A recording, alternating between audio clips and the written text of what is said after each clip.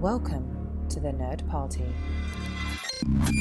Hello, I'm Tristan Riddell. I'm Matt Hansen. And I'm Lee Hutchison. And you're listening to the Senate Floor. Talk nerdy to me. Welcome to Nerd Party.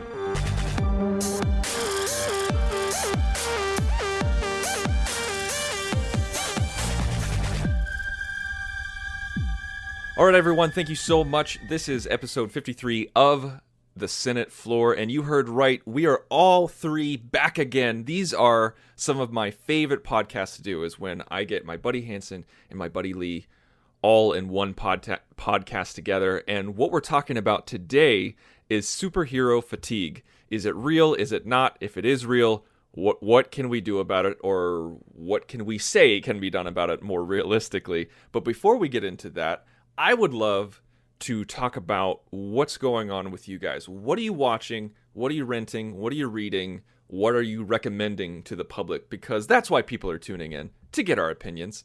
Hansen, have you been watching anything that you think people need to be seeing? I mean, other than you know, what I think is the best thing in the theater right now, which is the new Star Trek movie. We did the last filibuster on it. I really do think that's probably the best of the July releases, having now seen pretty much all of them.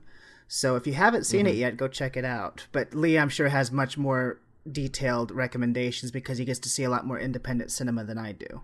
I feel like such a fraud after that introduction. I've had the busiest week with work, and I've really not had much of a chance to have much variety in my film going. So I've seen 3 movies this week at the cinema. One of them isn't of an independent value, so I'll give it that. But I saw the BFG, which is potentially Spielberg's worst ever movie. I saw the Jason Bourne movie, which was very poor. But I got the chance to see Sideways again on the big screen, which is one of my all-time favourite movies.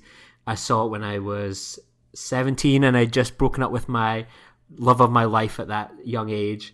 Totally depressed, down in the dumps. And then I escaped to California wine country with this film, and I love it so much. I've been lucky enough to actually go to the locations twice, eat at the same places as they do, drink at the same wineries, and yeah, it was such a joy to see it back again in 35mm at my local indie. So I've got a few kind of smaller films I'm looking forward to seeing next week, so hopefully I'll have more variety in my recommendations then.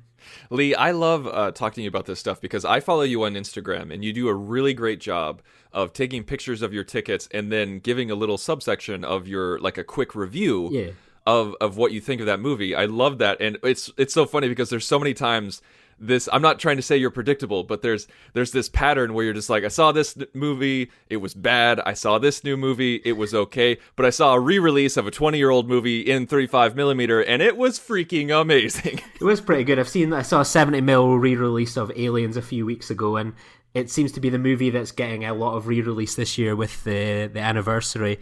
I know that I'm going to see it again later this year down in London with a live orchestra. And then they're doing it as an outdoor event here in Edinburgh during the festival. So I'm going to get a lot of chances to talk about the wonder of Aliens back again on the big screen this year. Yeah, it's it's funny that since you're talking about Aliens and you know, being an anniversary year, I really thought that we were going to get more re-releases in the theater of Star Trek films. I mean, we have so many to choose from, but really all you're seeing is Wrath of Khan here and there. I think the problem with these kind of movies is that it costs a lot of money to make these prints and to distribute them. That I know last year for James Bond, they did like 4K double bills, like on a Sunday at a selected chain for like a month and a half. They would do 2 Connery, then 2 Moore, 2 Brosnan, and 2 Craig. And that was only kind of a limited run. I think it costs so much money to get them out to cinemas that they can maybe do like a one-night event here and there. But I think with the decline in Blu-ray, that they're kind of trying to push people down that road, that instead of getting people to the cinema, they're wanting people to spend even more money on the re-release Blu-ray, on Steelbook, or a variety of different options. So as frustrating as it is for me, I would love to see some of these movies on the big screen. I think Paramount or CBS or whoever's in charge of the movie branch are really kind of trying to push people into buying their physical media instead with the 65th re-release of the product. Oh, yeah. I think I never really thought of it that way, but I think you're right. I think that makes sense. Well, with me, I haven't really been seeing too many movies lately. I saw Star Trek Beyond, and as you guys know, Like I heard your opinion on it. That was a great episode, by the way. Everyone needs to go listen. And to yours the was last too. Filibuster. You wee flirt. And you didn't let me finish, Lee. And everyone also needs to listen to Nerd Nuptial as well. You can get it's two very different kind of reviews. Like we all of us really enjoyed the movie, but it's two very different reviews, two very different takes. And so I think people should definitely listen to them, and not just because it's on the Nerd Party Network at thenerdparty.com. But one thing that I've been watching a lot of, actually, well, I mean, I shouldn't say, a lot of recently because it just happened yesterday. The girl and I started watching Stranger Things, the Netflix exclusive show with Winona Ryder and Matthew Modine. It's really good. And Hanson, I immediately thought of you when we started getting into it. I was like, man, Hanson is going to friggin' love this. Like, it is it takes place in 1983. The opening credits music and the opening credits titles and theme and everything like that is very 1980s horror. And it has this very horror, old-time feel to it. And it's not overly graphic. It's it centers around these kids trying to investigate the disappearance of their friend, but it also ties in a lot of paranormal stuff going along with it, with some of the adults and everything. It's the first time I heard of it was actually from my parents, and they were just like big thumbs down, couldn't even make it through the first episode. What the hell was Winona Ryder wearing? And I was like, man, that sounds horrible. Like, what? I got to see this just to see what they're talking about. And the girl and I were immediately hooked. I cannot recommend it enough. Yeah, believe it or not, I haven't seen it yet, so I got to get started on that. Yeah, I've not seen it either. I know, like, all my timeline on Twitter has been raving about it, so I've got a couple weeks off coming up soon, so I'm planning on diving into it then.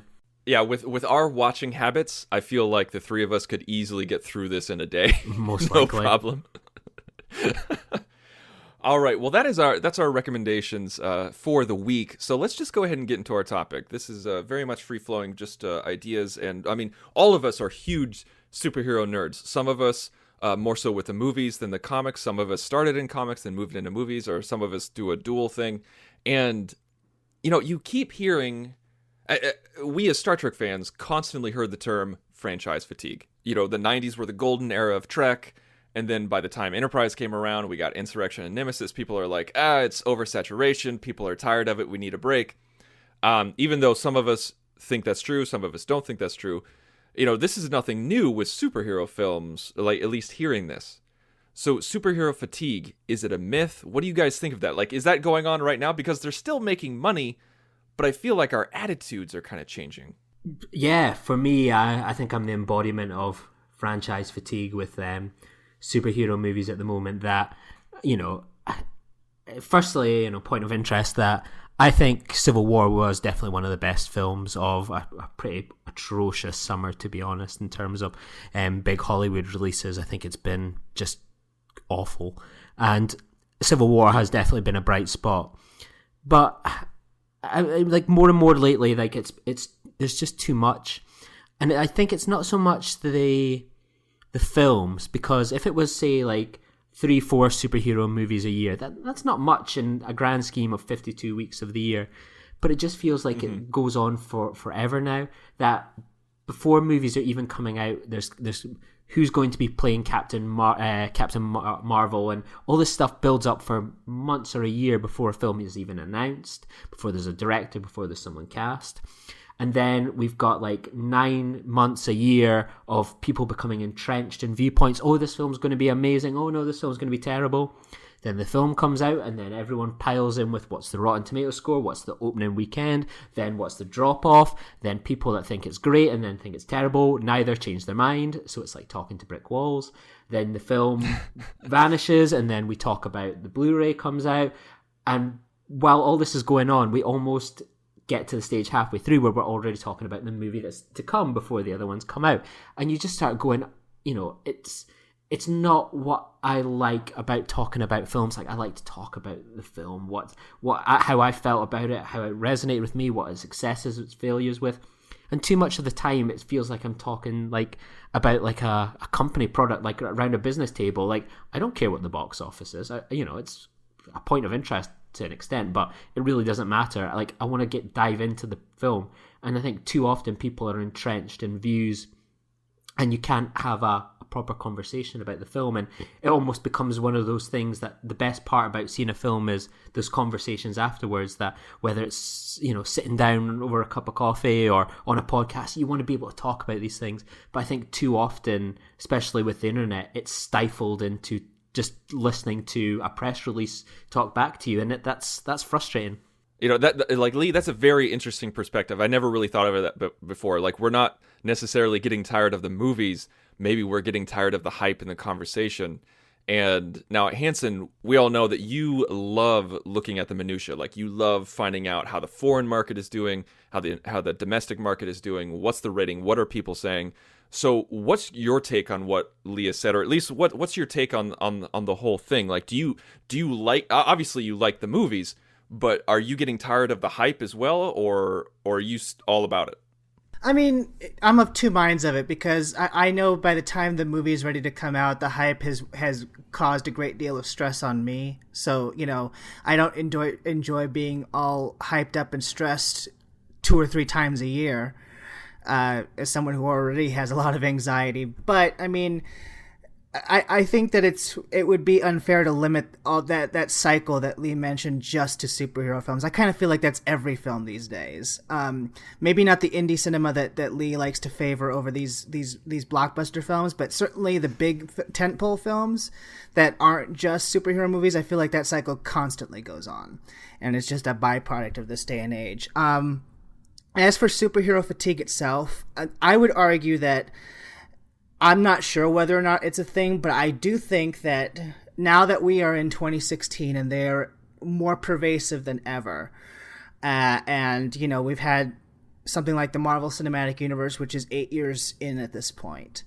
I think with the prevalence of superhero cinema today, people have become, if not fatigued, I think a lot more discerning. Because there's 3 or 4 of these coming out a year, and, you know, people who are not us, who don't go to the movies all the time, spend only so much money on going to the movies every couple of months or every month. So I think that the aim for superhero films these days has to be that it's no longer okay just to be adequate. Back in the day, you could get away with being an okay superhero film because there wasn't so many out, and, you know, people liked going to get their fix.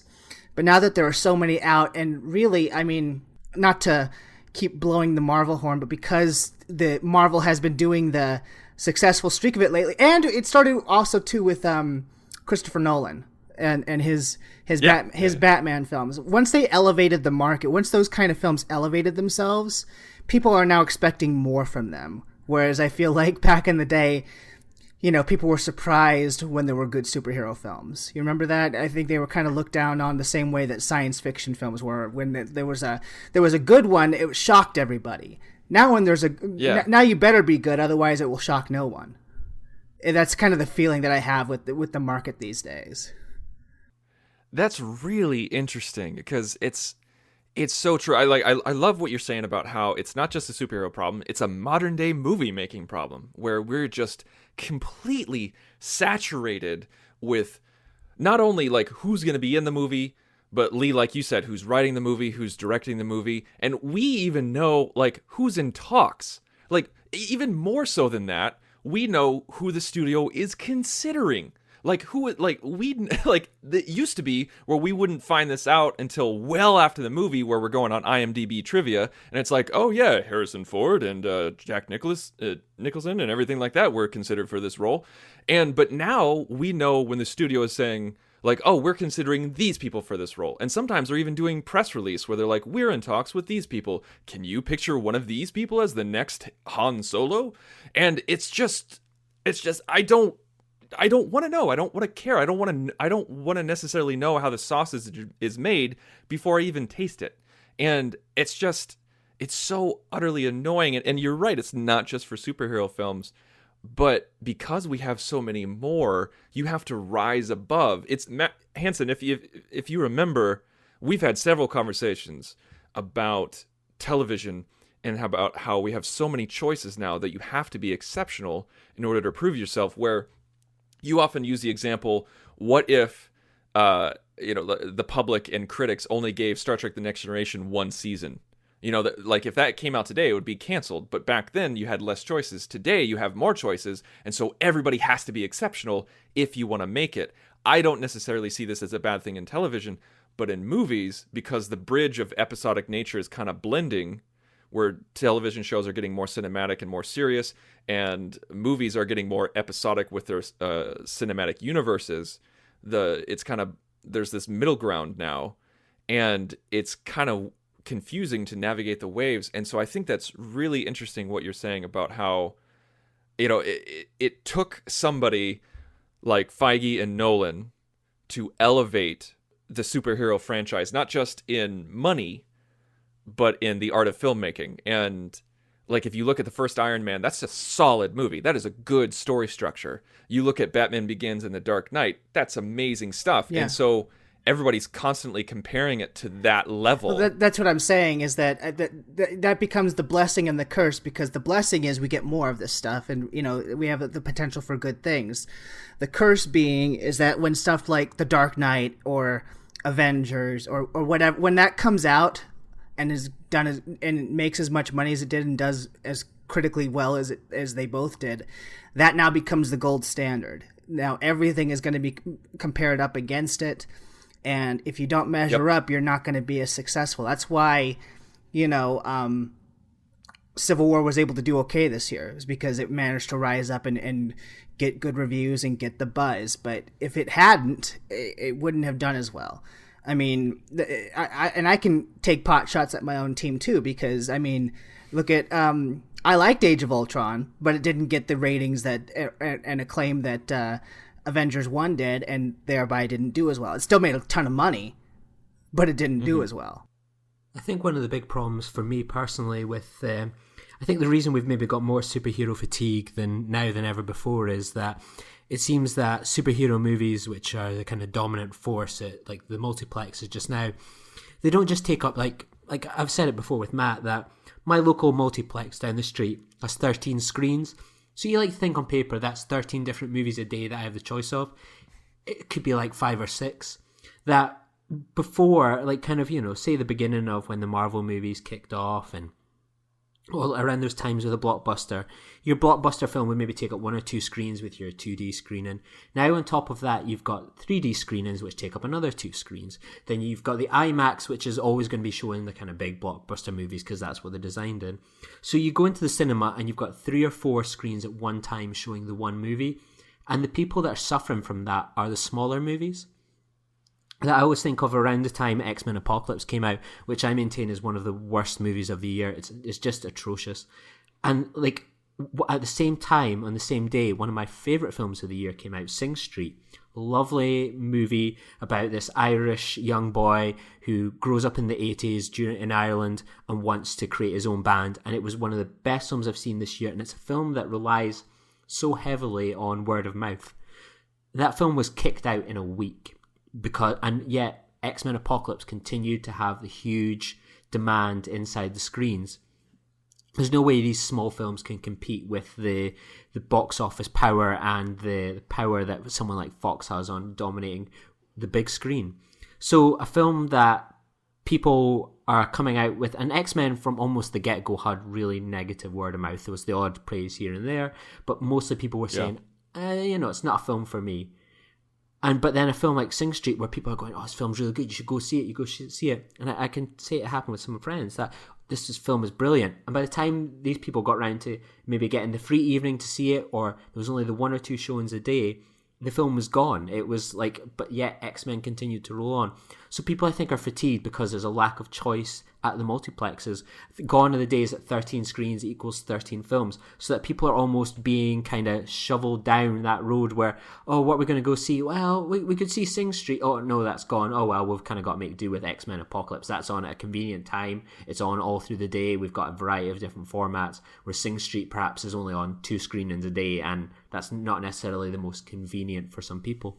Yeah, it's Lee, I completely understand. You and I have talked about this individually before, about that exact same thing. And I completely understand, because it takes a lot to get me to go to the theaters nowadays. I know like you guys constantly make fun of me for it, and that's okay.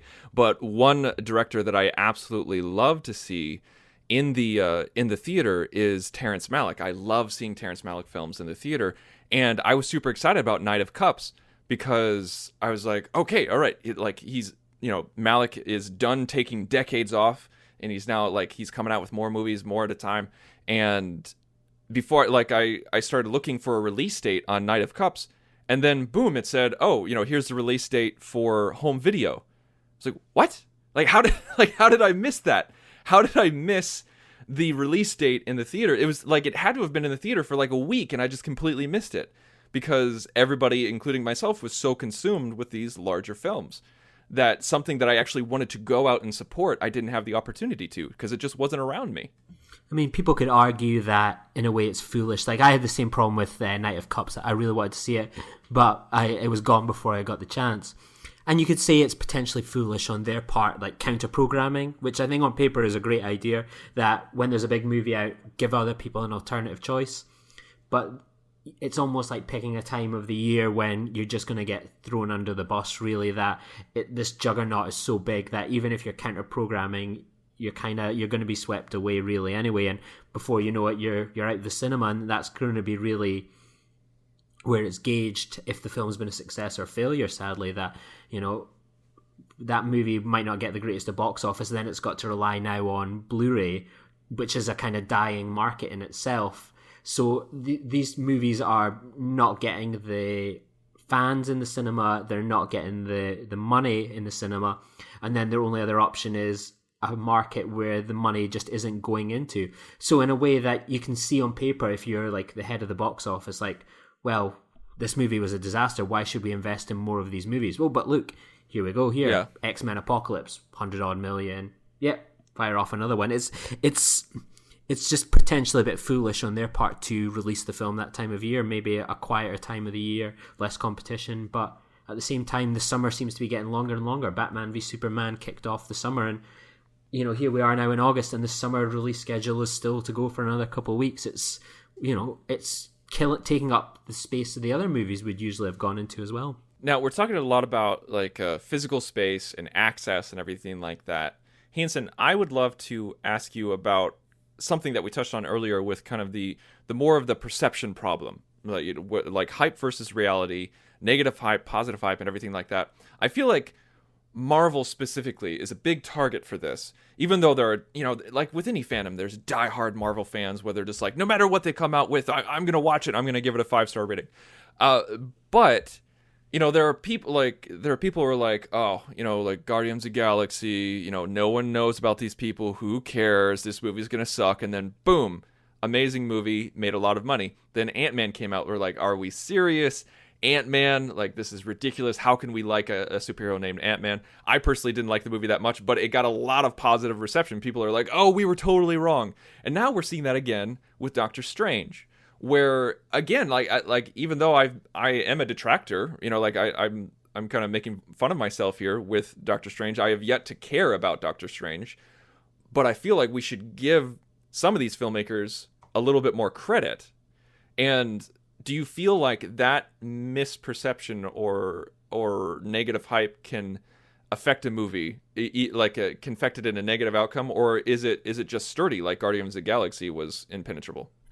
It's hard to say because I think that Marvel is a different horse at this point. And again, this is not just me hyping it up. I'm looking at the numbers and I'm looking at the facts. They've yet to release, for me, knock on wood, they've yet to release a movie that's been classified as rotten.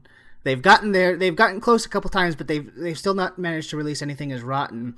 And at this point, I think they've had 8 years of a built-up resume, where I think that, unlike a lot of other properties, I think that a lot of people are willing to give them the benefit of the doubt simply because they have proven themselves. And like I said, in a day and age where exceptionalism has to be the standard, they've shown that they can exceed that mark with each of their releases. So I feel like that's it doesn't affect Marvel as much as it would something like the Fox properties or the Warner Brothers properties, because, you know, with Fox, they've been up and down, and Warner Brothers, you know, taken out of the Nolanverse, they've yet to prove themselves. Now, we'll see what happens this coming week with Suicide Squad. But the thing is that, you know, if Warner Brothers ever gets to that point where they put out consistently good or exceptional releases, I think that they will get to that Marvel point. But like I said, because Marvel has had 8 years, it's kind of become a different horse in the sense that people, I think, are still willing at this point to give Marvel the benefit of the doubt. So I don't think the negativity affects it as much. It might not, you know, Ant-Man made considerably less than Guardians of the Galaxy, but it still made money. I mean, it was a $130 million production that made 500 plus worldwide. I feel like I think that's a solid point, is that, you know, like, you build up a good resume, but I also think there's a point to be made about how you can't keep a good movie down, even if there is tons of negative reception or negative perception, consideration, or thank you, perception, expectation, you know, whether it's just like, oh, this movie's going to suck, this is going to be horrible. Even if those people don't change their mind, that word of mouth of, no, this is actually a good movie. That's why Guardians of the Galaxy did well. That's why Ant-Man did well. Right. And also, like, even outside of superhero franchise, like, you look at, I talk about this all the time. We started this show on this, but you look at Rise of the Planet of the Apes. Mm-hmm. You know, there was no momentum behind that. Like the ad campaigns were well done, but people were just like, we've tried this before. Tim Burton tried and failed to resurrect the series. It's not going to work. This is going to be a horrible movie. And so I didn't see this in theater. I didn't even see this when it first came out on video. It was until it went to Redbox. That's when I got it. And then I was like, holy crap. Yeah. This is a good movie. And I had to treat this like the Message. Like, I had to go and tell people, like, no, have you seen Rise of the Planet of the Apes? You have not lived until you've seen Rise of the Planet of the Apes. And so I feel like I said, you can't keep a good movie down. If you make a solid film, no matter what kind of perception there is, it will get around. I think that's like a really good point, and it's definitely proven itself true. That, take for example, earlier in the year, that, you know, everyone's kind of talked about it to death, really, on this podcast, other podcasts, internet, and probably will still get droned on about it for a good few years. But Batman v Superman, that, yeah, it had this like huge opening in March, and, you know, oh yes, the critics don't matter, it's a success. And then the word of mouth of people that were going in to see it, you know, people who, you know, loved it. But then there was equally an amount of people, well, you could argue more people, disliked this movie and were vocal about that. And that word of mouth really contributed probably to its massive drop-off in the second week. That, whereas you usually get, these films will sometimes still kind of peak up. Well, they obviously lose money, but there's still that good word of mouth, repeat viewings and so on. And it's just like DC, like, universe thing, I just find that it's really, you know, made me very fatigued. That Batman is the superhero character that I love. He's the one I've always, you know, gone to in the comic books and the TV shows, from the 60s to the 90s, everything in between. But what frustrates me is the whole kind of the Batman v Superman, the Man of Steel thing, is that, you know, like, when, like, people were coming out saying that it wasn't liked, people would throw in accusations like, oh, Marvel bought them, you know, oh, look at that, you know, it's a bias if you don't like it. And it's just like I hate this idea that it's like divisions in like fandom and everything like that it's almost in a kind of eye rolling level, that as adults, we should be talking about the movie that, you know, I'd love to talk about with people, and I don't think I really have. Like, I talked about it with Matt, but he hadn't seen it, and I've not really spoke about it, you know, much with someone that's actually liked it, because none of my friends really did. So I've not really had the chance to say, oh yeah, so you liked it? Ah, well, this is what my thoughts. And you kind of throw things around, and, you know, you win hearts and minds. That's how people kind of change their mind. And, like, listening to, like, the debates and stuff, it just turns into an us v them kind of argument. That's something that's lost in, I think, as a society and as in film, that people are so entrenched that I'm the DC guy, I'm the Marvel guy, you know, and people won't come down on it. Everything is telling you, like, oh yeah, it's like Spin Doctors. Oh yeah, the film dropped off badly in the second week, but did you see the box office the previous week? And it's like, I don't care about that. Just like talk to me as a person about the film. Like, what did you like? Here's what I didn't like, and it's almost this, like, everyone seems to be on, like, it's entrenched, and that's not what film discussion's about. That, like, could you imagine listening to this kind of podcast if we were both like, this is my point of view and that's your point of view, end of story. Like, you talk things out, you throw things around. It's like a game of tennis. And that game of tennis is completely missing in, like, superhero movie discussions so often. Whereas, say, something like Neon Demon, like a film that people loved, some people hated, but they can, like, throw it around, talk about it. No one's going to say, well, the box office for that, like, no one cares. It really frustrates me as someone that loves talking about film. Yeah, I don't know if it's necessarily, like, just as we can blame that on superhero films per se, because I think that has more to do with the fact that it's this modern internet age. Because I mean, I there are points where, because I admit I get caught up in the hype of people being in talks, because I like seeing these big name actors taking these projects. To me it's like, they get more exposure. But I do remember the days where, I mean, if you wanted to know about the critics rating of a movie, you either had to read your newspaper, or you had to like tune in to when Siskel and Ebert had their TV show. And that's how you find out whether or not the movie was good. And there was you couldn't go on Twitter and follow Variety or the Hollywood Reporter, and you couldn't find out about what the box office meant. The box office was just the box office. And I think that people back then had conversations because there was no way to get their opinions out there via social media. So I don't know if that's necessarily a superhero film problem. I think it's an internet problem. And yeah, Lee, like you said, but like, Hanson, you're absolutely 100% correct. And Lee, I think you touched on that point about how it's not necessarily superhero films, but it's not really done with smaller films. Like, people don't, like, you gave Neon Demon as an example. No one's going to go to the box office. No one's going to go to Box Office Mojo to justify their love or hatred of the Neon Demon. It's all about the substance. And I feel like that's kind of a symptom of superhero films, where everything is just so big and so budgeted and so over the top, and everything has to end with a giant explosion and a beam of light going into the sky for some reason. And people, for some reason, when they see big movies, they want to see big return on investment. And so because the studios are excited about it, we become excited about it. And so we go straight to Box Office Mojo, we go straight to Rotten Tomatoes, and we use these numbers to justify our opinion. And for the longest time, before superhero movies were a thing, like, film nerds like all of us, we would make fun of Michael Bay for that exact reason. We would say Michael Bay is a hack director, and the last good movie they'd ever made was The Rock, and people would say, like, oh yeah, but like, it made this many millions in the box office, and we would say, what does that matter? Money doesn't dictate good film. But those same people are flipping it on what they like.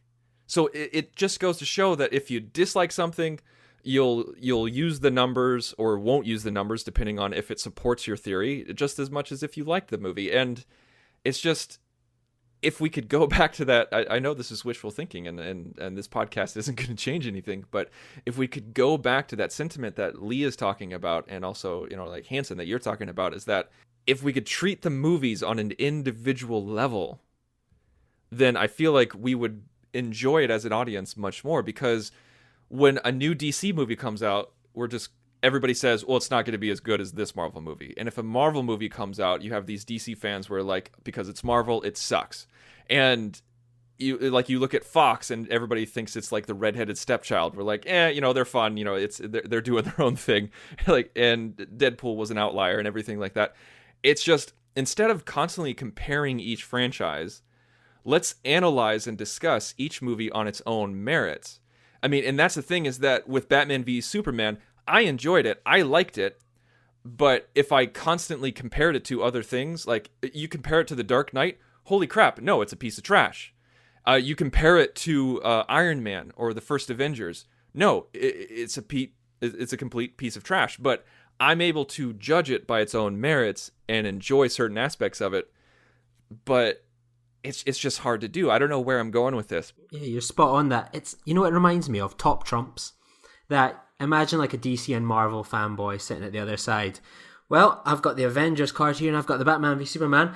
I got 170 million at the Chinese box office. And then someone comes out, but Batman v Superman had the biggest opening weekend in March. And it's like, what does that have to do with the quality of the film? That at the end of the day, the money matters most of all to the people that are Paramount or whoever that are sat around the board. Like for us, that, you know, if a film makes a nice bit of money, yeah, sometimes you look at it and think, that's really good. Oh, my guy's done it. But then it doesn't really have anything to do with like the debate between fans. That I genuinely couldn't care how much money a movie makes in its opening weekend. That I like to be able to come out and go, oh, you know what I loved about that. And I think the money aspect, like, we're not going to see the money. It has no benefit to us. Yeah, these films are they're so self-financed now that even if a Marvel movie, for example, that they've got a really good batting average, say it loses a bit of money, that they've generated so much money that it's just going to go back into the next one, that they can't really lose at this point. Their investment is constantly coming back in a return, that they can afford a rainy day. And I think it just gets like frustrating, that film discussion, and I think Twitter really does have to take a lot of blame for that with 140 characters, whatever, there's not that chance for like a nuanced debate, that it's all kind of, and I know it myself, like I've come out a movie, oh, that's fantastic, excellent, one of the films of the year and all that sort of stuff, but you don't really have, like, unless you want to bore people with like a 60-piece thread, but then this part maybe didn't really work so well, and that's why podcasts I think are great for discussing film. But I'd like to get back to kind of what it is to be film fans as opposed to, you know, entrenched in different points of view. Like, I just don't find that fun, and it fatigues you. It's like, oh, here comes Batman v Superman, and you watch and I think, well, that was terrible. And then, you know, if I say it's terrible, you know, I can say my honest views, but people could just turn around and go, oh yeah, you're just saying that because you're a fan of A, B, or C, or D, and it's like, no, yeah, like, I just don't like it, and I'll tell you why, and we can talk about it, and that's kind of gone. We need to get back to talking. I feel this is where the hype train that I think can be a good thing can also be a bad thing, because the hype train these days that's so pervasive on the internet also helps shape the narrative of the release. Because, I mean, if we take, for example, Batman v Superman, we had 3 years of building up, like, this is going to be the film to end all, because this was coming from the studio, and this was coming from the studio when they came to Comic-Con. This is going to be the film to end all films. This is going to be our foundation for our cinematic universe, and this is the first time that Batman and Superman are meeting on screen for the first time. And so when stuff like that comes out and it gets the Rotten Tomato score that it does and gets that second week drop off, all that hype and build up comes back to bite them, and you know, then the narrative turns sour and it will be pervasive. And like I said, I think that this is definitely more. I think it's less of a superhero fatigue problem as an internet hype train fatigue problem. Yeah, you're definitely right. In a way that we're all now cheerleaders for movies that we want to succeed, and I think it's about whether we're honest at the end if we've, you know, backed the wrong horse. For example, that I think that when, like, you know, take you like in Civil War, or me like in, say, Neon Demon, like they were two of our most anticipated movies this year, and like we tell people, oh, you should check out the new trailer, oh, this film's gonna be really good, you should get along to the cinema, you know, you're writing a blog, you're doing a, you know, you mention it on a podcast. Like, people are now actively almost involved in the marketing of a movie, that with Twitter, that if you've got 500 followers or 1,000 followers, you can influence perhaps even a couple people to go, you know, see a film. And then if that film comes up short, whether it's Neon Demon, Civil War, Batman v Superman, you know, whatever, if you've backed this horse and it's, you know, failed, or maybe you've liked it or, you know, disliked it, I think then, you know, you almost have this image problem. You don't want to be the one to be seen as, oh, you know, did I say I liked this movie or I think it was going to be fantastic? Oh, I'm really sorry, you know. I think people now are so kind of, there's that pride that I don't want to be the one to say, like, I backed the wrong horse. Oh, yeah, you know, oh, actually, it wasn't that great. I think there's an honesty problem, that people are so now invested themselves in it. They can't almost pull themselves away and give a kind of honest appraisal. They're so invested in how the movie's doing because it almost reflects on them, their opinion, their standing on the internet and all that sort of stuff that really doesn't matter much. It's, I think there's an element that we need to be honest and be able a bit more detached, possibly. Yeah, I like that. I like that a lot. Like, let's stay honest. And I think Hanson, you're absolutely right. Where it's not so much a superhero problem; it's an internet fatigue, not a superhero fatigue. And I love the honesty issue. And I'd love to be able, like, okay, if somebody, like, if their criticism of a film is DC sucks, and I'm like, okay, well, your opinion means nothing. Moving on. And if your opinion of a film is Marvel sucks, okay, same thing. Just moving on. But if you can actually say, you know what, like, this was a collection of moments instead of scenes. The writing, just didn't seem believable. The third act falls apart. If you have these kind of criticism, then it can be announced, it can be countered, it can be reasoned with, and so you can have an intelligent conversation that's enjoyable and fun, even if you disagree with the person. But if you can't have a conversation with someone who goes, DC sucks, it's impossible. It's kind of like our political system right now. You cannot have an intelligent conversation with someone who's just screaming white and black.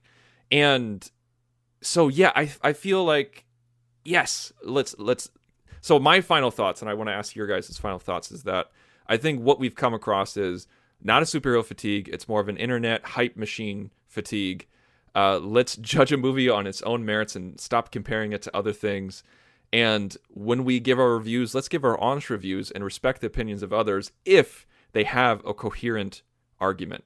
Yeah, like my final thoughts, I would say that, I echo a lot of that I think it's really the internet that's kind of, issues with the internet that really has kind of sucked a lot of the fun out of it, that before we just go see 4 films a year, potentially enjoy 4 films, like 3 out of the 4, whereas now that we're going to, how many times, like, people are still talking about the end of Man of Steel, like, oh, Jesus, like, but for me, that, like, it's all about, I think, what conversation you want to be having. And I think the internet really kind of sucks that out as well, that we've got podcasts, all these people. And if every one of, like, the people that you know and follow and listen to podcasts and all that sort of stuff are talking about Batman v Superman's out this week, and everyone's having that conversation online, everyone's having that conversation on podcasts, and you want to get involved with that, like, you want to be part of that as well. You want that feeling of inclusion, because how many of us geeks and nerds, like, when we grew up, loved Star Trek or Batman and didn't have anyone to share it with? And it's only natural we gravitate towards wanting to be involved in this larger scale conversations.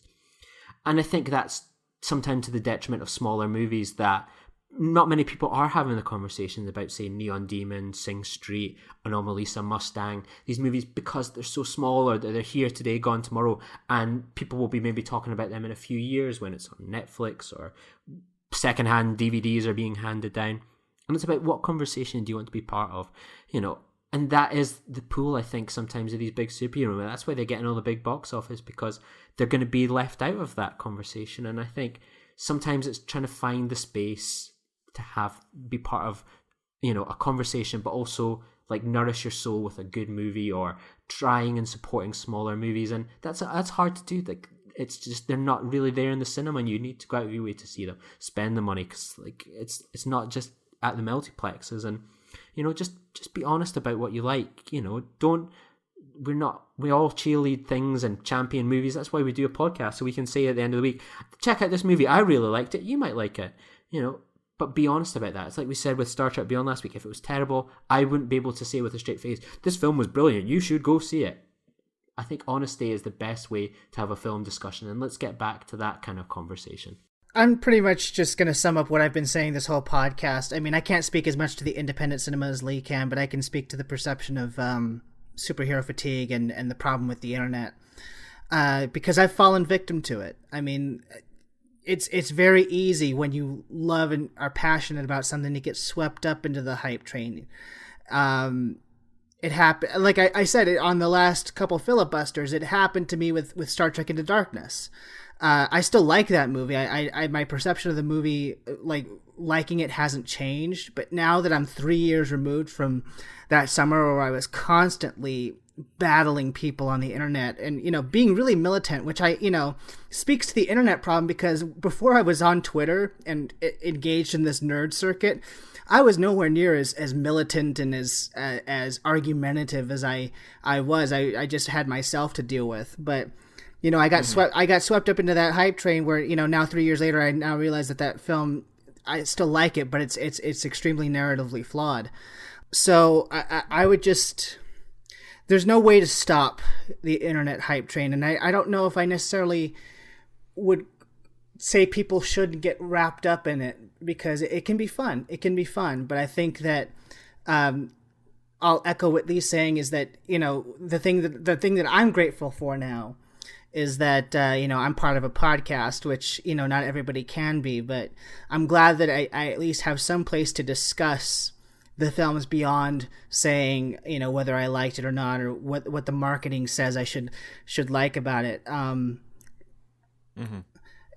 just grateful I have this outlet, and I think people need to start talking more than just their Twitter blurbs whenever they come out of the theater. I think honest discussion is good. I think analyzation is good, but like I said, I don't want to necessarily demonize everything that has to do with superhero films these days, only because, like I said, when they work and when the hype train goes, it's really exciting. I can't deny that. I wasn't a comic book person before these Marvel films came out, and I can't say that I'm reading comic books now, but there's something really satisfying about a feel-good story populated with likable people that's universal. So I think it's more, like I said, it's just more of a symptom of an internet problem than it is the films themselves. If the films continue to be good, I don't see why they're gonna go away anytime soon. It's hard not to applaud at the end of that. All good things. Keep it positive. Keep it intelligent. Keep it honest. All right. Well, that was our show, folks. That's the Senate Floor, episode 53. Thank you so much for listening. Make sure to subscribe. Make sure to download. Make sure to give us a rating on iTunes, and it helps out the show. It's free to you. And one other thing that you can do to help out the show is go to lootcrate.com/nerdparty and enter in code nerdparty. It is a fantastic geek service where you can get an entire box of geek material. We're talking Pop Funkos, action figures, T-shirts, comic books, all these kind of things. I think $40 plus worth of material. You already get it for half that. And if you go to lootcrate.com/nerdparty, enter in the code nerdparty, you'll get even more money off of that. Now, Lee, where can we find you online? Yeah, you can find me at Lee_Nostromo on Twitter and Instagram. And you can find me on Twitter at mhansen0207, HANSEN. Now, Matt, are you on any other shows? I am on other shows. I host a Star Trek Deep Space Nine podcast of my own called Upper Pylon 2. It's on the Trekmate Network. It comes out every Thursday, and we just do episode by episode reviews of DS9. And I'm also, I share the Senate Floor with Lee every other week when we do the filibuster, where we talk about either specific movies where we have these discussions that we've been championing, or we talk about a theme of movies in general, and it's a lot of fun. I enjoy it. So do I. Well, you can find me on Twitter as well at The Insane Robin, and you can find me on this show. You can also find me on elsewhere on the Nerd Party Network at Nerd Nuptial, which is a show that I host with my wife, aka the girl, and we talk about all things geek and all things fun. And you can also find me on the Trek.fm network at To The Journey, which is a Star Trek Voyager podcast. And also, you guys need to check out Aggressive Negotiations, because it's a Star Wars podcast, it's on the Nerd Party Network, and it is one of the best Star Wars podcasts out there. Well, that's a wrap, folks, and thank you so much for listening. So let's all go to the lobby to get ourselves a treat. Let's all go to the lobby to get ourselves a treat. I've got one. Let's all go to the lobby, let's all go to the lobby, let's all go to the lobby and get something to eat.